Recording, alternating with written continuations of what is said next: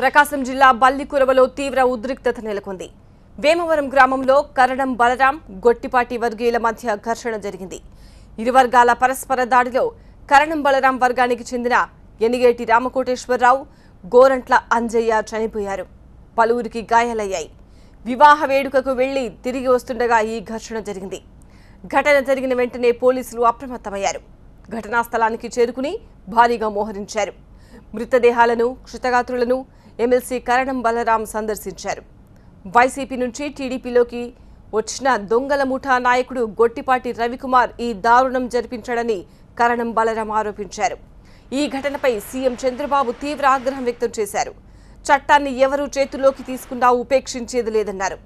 చర్యలు తీసుకోవాలని డీజీపీకి ఆదేశాలు జారీ చేశారు.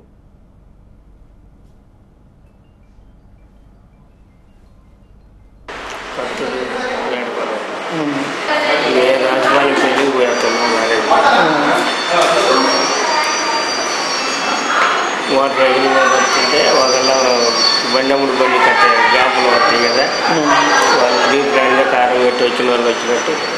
ఈ జగన్ పార్టీ నుంచి వచ్చిన దుర్మార్గుడు గొట్టిపాటి రవికుమార్ వచ్చిన తర్వాత వాడు ఒక నపుంసకుడు జనాన్ని రెచ్చగొట్టి ఆ ఊళ్ళో చిన్న చిన్న గొడవల్ని అగ్రివేట్ చేయించి ఇది ఇప్పటికీ చనిపోయి ఉన్నారు.